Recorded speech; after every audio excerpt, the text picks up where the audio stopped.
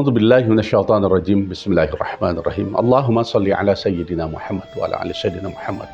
Allah berfirman di dalam surat Yasin ayat 60, Alam a'had ilaikum ya bani Adam la ta'budu syaitan innahu lakum aduwwum mubin.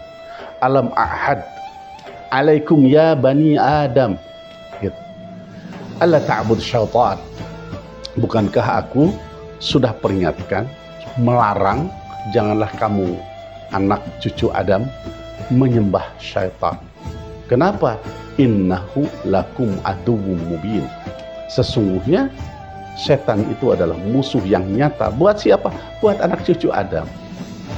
Bulan Ramadan itu sudah jelas bulan di mana kita dididik, diajarkan dengan puasa sebagai bala tentaranya. Untuk apa? Bagaimana kita mengendalikan hawa nafsu sehingga mata, telinga, lisan, pikir, hati termasuk tubuh secara keseluruhan terkendali berjalan dalam rel yang Allah ridhoi, mengikuti sunnah Nabi besar Muhammad SAW. Tidak ada kalimat yang keluar dari lisan yang terkendali hawa nafsunya, melainkan yang maha besar Allah, yang maha suci adalah Allah, yang maha kaya adalah Allah, yang maha terpuji adalah Allah. Kita hanya diberikan kemuliaan-kemuliaan itu oleh Allah, itu pun tak seberapa banyak. Kalau kita dipuji, itu keterpujian yang Allah berikan kepada kita, yang harus kita kembalikan kepada Allah. Kita sedang belajar itu. Akan tetapi bayangkan puasa kita kerjakan, tapi hawa nafsu terus dijejali oleh makanan yang membuat gemuknya hawa nafsu, menjadi berkuasanya hawa nafsu. Betul, kita melaksanakan sahur, tapi sahur, maaf, bukan sahur yang disunahkan, sahur yang membabi buta bahasanya. Membabi buta yang dimaksud kepada kategori negatif. Artinya kita penuh dengan keserakahan. Ketika buka puasa, segalanya kita ingin coba untuk memasukkan. Padahal ada tempat di dalam perut kita ini. Sepertiga makanan, sepertiga air, dan sepertiga lagi udara. Kita tidak pernah kadangkala memikirkan hadis tersebut. Kita coba masukkan makanan yang memang menurut mata kita itu kayaknya enak. Kita masukkan minuman yang menurut pandangan kita adalah sedap dan lezat. Dimasukkan secara keseluruhannya. Di dalam yang pertama, ketika berbicara sesuatu dengan kelebihan jumlah akan berpengaruh kepada dampaknya kepada kesehatan. Bayangkan seluruhnya masuk di dalam perut, yang asid, yang manis, yang agak sedikit asam, semua digabung, kayak apa rasanya perut ketika kita buka puasa. Nah, ini sesungguhnya kita sudah memberikan asupan buat hawa nafsu lebih berkembang, menggurita, menguasai dari ujung rambut sampai dengan ujung kaki kita. Yang terutama menguasai basis pertahanan terhebat manusia adalah kolbu kita sekalian dan pikir kita sekalian. Kalau itu terus diberikan, maka kita akan lemah dan kalah. Bahkan kita di dalam tunjuknya hawa nafsu. Kalau itu sudah ada, maka selemah-lemahnya manusia dan akan menjadi sehina-hinanya manusia.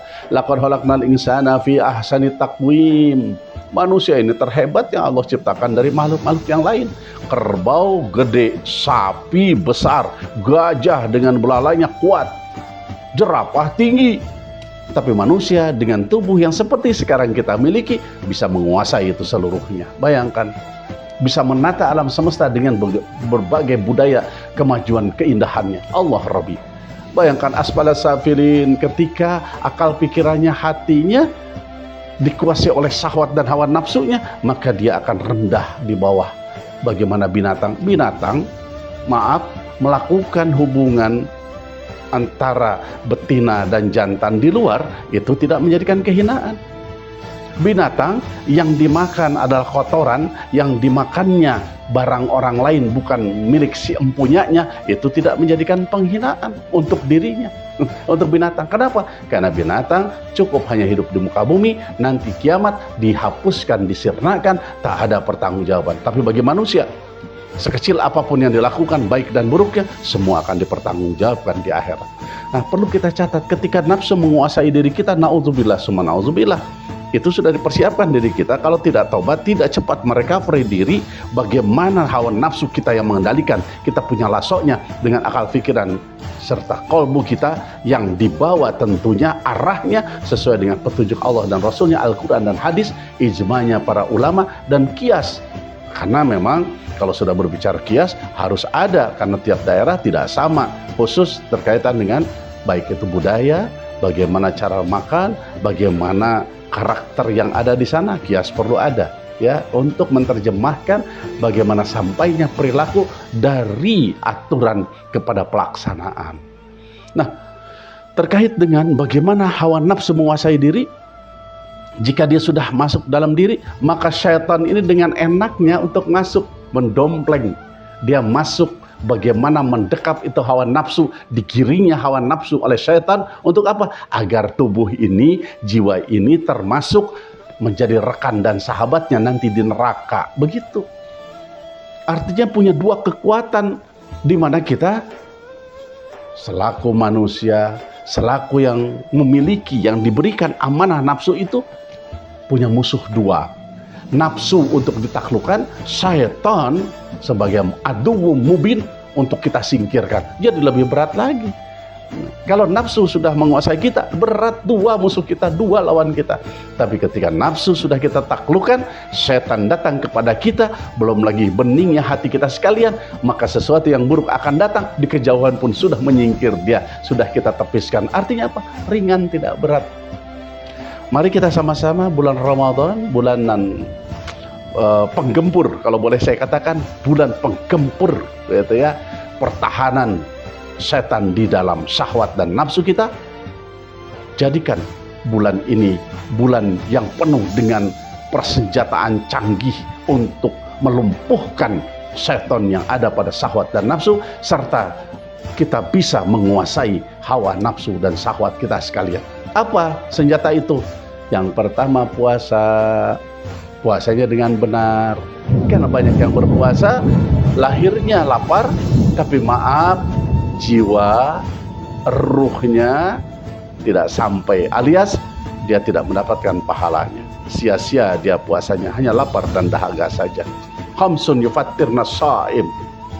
Ada 5 hal yang membatalkan pahala puasa. Yang pertama, al-kadzibah, dusta, bohong. Wan namimah, ngomongin orang. Masya Allah. Wan nadharu bisyahawat, melihat sesuatu dengan syahwat, yaitu tadi ya, kalau berbicara dusta itu sudah bicara nafsu, ngomongin orang itu bicara nafsu. Tapi ketika an-nadharu bisyahawat, itu sudah bicara tentang syahwat. Jangan ada ini. Yuk kita tepiskan, hati-hati. Mentang-mentang di puasa itu dengan tidur saja semua dapat pahala, yang tidur saya dapat pahala. Yang harus jadi kecerdasan kita dimunculkan, tidur aja berpahala, apalagi kita berbuat bekerja. Tidur aja berpahala, apalagi kalau ngajar dan belajar ngaji. Tidur aja berpahala, bagaimana kalau kita tadarus Al-Quran? Tidur berpahala, bagaimana kalau kita terjaga sambil zikir kepada Allah Subhanahu wa Ta'ala? Tidur saja berpahala, bagaimana kita berkarya untuk negeri tercinta Indonesia ini lebih berjaya, maju, berkembang pesat. Bagaimana kalau kita di tengah-tengah kehidupan masyarakat menjadi inspirator buat mereka yang tadinya gersang menjadi tumbuh-tumbuhan. Nggak usah, kita tidak perlu banyak tanah terkait dengan luasnya tanah. Pot bunga, walaupun kita buat dari hal-hal yang sederhana, barang bekas, kita coba tanam, taruh di situ tanah. Disitulah kita tanam tumbuh-tumbuhan. Masya Allah, kalau satu kampung bersama, tiap rumah mengerjakan itu, maka kampung itu kampung yang hijau nantinya. Indah kan rasanya, subhanallah. Mari kita sama-sama sekali lagi, jangan kita menyembah syaitan, karena Allah sudah melarang anak cucu Adam. Bagaimana menyembah syaitan? Yaitu ketika kalahnya hawa nafsu setan masuk, kita itu sudah menyembah setan. Nanti kita akan mengikuti tubuh ini, jiwa ini mengikuti apa maunya setan. Kenapa? Karena hawa nafsu, menjadi alat buat setan menyesatkan, menyengsarakan manusia. Ingat, setan aduwwum mubin. Setan itu musuh yang nyata. Jauhi, tinggalkan. Nah, untuk meninggalkan itu seluruhnya, untuk menjauh dari kita semua, puasa pada bulan Ramadan ini dengan puasa yang benar, jangan dimasuki makanan untuk hawa nafsu. Kecilkan, kuruskan hawa nafsu, ya. agar ringan untuk kita genggam, kita cengkeram dengan hati, kolbu, dan pikir kita sekalian. Keduanya, baca ayat suci Al-Quran agar terang hati ini. Di kejauhan setan akan datang, insya Allah ditepiskan oleh Allah. Berbagai masalah ringan jadinya. Tapi kalau kurang baca Quran, berbagai masalah yang kecil jadi besar rasanya. Kemudian ingatlah Allah setiap saatnya. Karena ketika kosong dari Allah, setan akan masuk di dalam diri kita sekalian. Apalagi berbuatlah kebaikan. Kenapa? Kalau berbuat kebaikan kepada sesama manusia, maaf, minimal mereka akan mengingatkan kita ketika kita akan berbelok salah. Iya, itu si Anu, itu Pak Anu. Salah, jangan ke sana. Bapak, jangan. Kenapa? Karena dia merasa bahwa kita baik terhadap dirinya di waktu kesempatan di mana kita lengah ketika itu. Subhanallah. Mari kita tangkap bulan Ramadan ini, bulan menggempur kekuatan setan pada syahwat dan nafsu kita, dan meluluhkan hawa nafsu dalam kendali pikir dan hati kita. Assalamualaikum warahmatullahi wabarakatuh.